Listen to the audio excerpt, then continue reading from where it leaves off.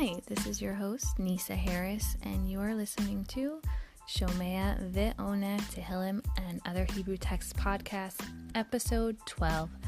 The following is the recitation of the 8th Psalm, aka Perek or mizmor chet. After the recitation, stay tuned to hear more about this mizmor.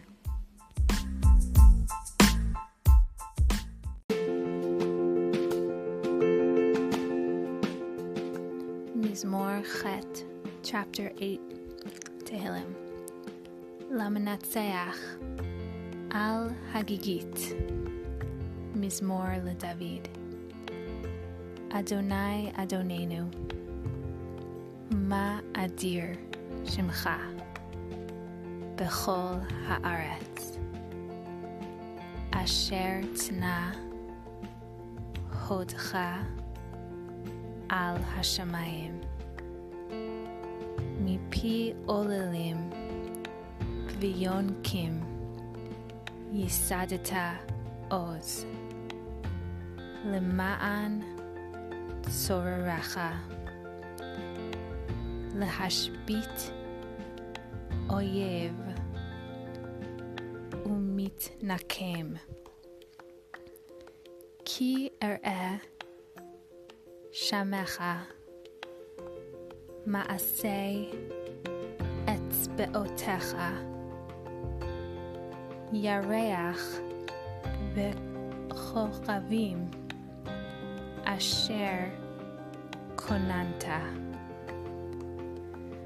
Ma enosh ki tizkarenu uven adam ki tifkedenu.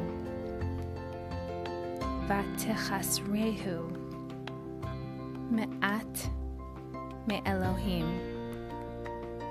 v'chavod v'hadar te'atrehu tamshilehu b'ma'aseh yadecha kol shata tachat raglav. Soneh ve'alafim kulam v'gam bahamot sadai. Tzipor shamayim udigei hayam over archot yamim. Adonai Adonenu, ma adir shimcha bechol haaretz. Dovid Hamelech gives praise to the workings of Hashem in this mizmor. There's a pasuk that says, Mipi olelim v'yonkim yisadeta oz. From the mouth of babes you founded strength. Some commentaries understand this to mean that it is so clear how incredible God's implementations are in the world, because even as soon as a baby is born and it has exactly what they need from nursing from their mother, etc. Other commentators say that this pasuk highlights how it's obvious even to little kids how wondrous the workings of the world are. I know that I can't help but point out to my kids, Ma rabu ma'asecha Hashem, how wonderful are the doings of Hashem whenever I see a beautiful sight in nature, etc. And they are more than ready to jump in excitedly and respond in kind. The mizmor goes on to talk about ma'aseh etzbe'otecha, which focuses on the minute details that God has a hand in, the doings of your finger. I, as a biology major, always think of the mitochondria, the powerhouse of the cell, and how such a minute detail is needed for us to function at all. And I believe it could only exist by the finger of a masterful creator. However, the question that comes to my mind is something that this mizmor hints to. Ma enosh ki tizkarenu. What is man that you are mindful of him? Why does Hashem need to make all these wondrous and awesome, big, little, and functional creation? What does making these 7 wonders of the world do for him? Or more immediately relevant, what does making a routine shifting virus that can turn life for us upside down do for him? There were studies conducted by psychologist John Gottman, who for 4 decades studied thousands of couples in an effort to figure out what makes relationships work.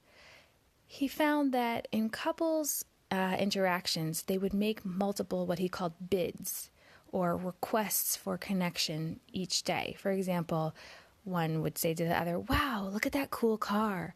And note when couples, quote, turn towards, is what he called it, turn towards their partner, and with a positive response like, "Wow, that is nice," or negatively, "Ugh, that's hideous," or passively, "Oh, that's nice, dear."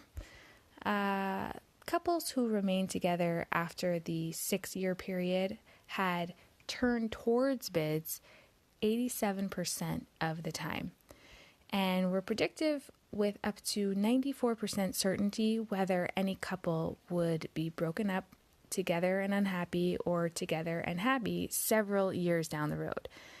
This was an experiment that showed the importance of validation. Hashem doesn't need validation that his creations are amazing and wonderful, but he does need you to turn towards him and acknowledge that you appreciate that it happened because of him, for your relationship's sake. When we validate the other, we actually increase our intimacy and emotional closeness, even when we are not actually able to feel, for example, the same excitement about that car, right? Because sometimes, honestly, we really are just not a nature person, and we don't feel like telling God about how wonderful his world is and how awe-inspiring it is because we simply don't connect that way. But sometimes we wish our spouse or friend would react to what we have to say in a specific way, and they don't, which can be upsetting, to say the least. But when they show that they are trying, that in itself helps you feel closer to them because they are showing you that they care about what matters to you, even if it doesn't innately matter to them. So prayer, Tehillim, the Siddur, can be the same for those that don't automatically connect to Hashem with the natural order of things. Prayer serves as a script for you to say that which is in your heart. Like you might not connect to it, but on the other hand, intellectually, you can appreciate would be something that you would want to connect to. Hashem created a beautiful, awesome, wondrous world because he wanted you to recognize, whether intellectually or inspirationally, that he is the one that you can turn towards for a connection, and to follow the Torah, which he outlines as a guide to your life in order to live a good and moral existence.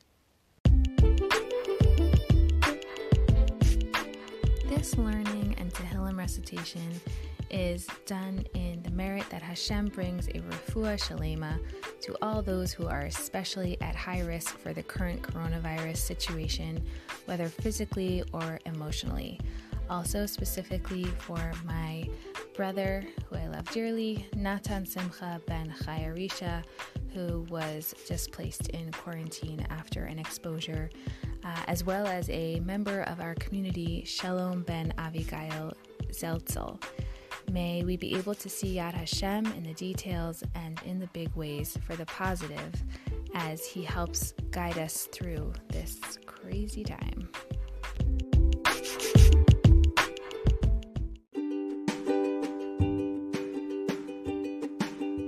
Please stay tuned until after this quick break.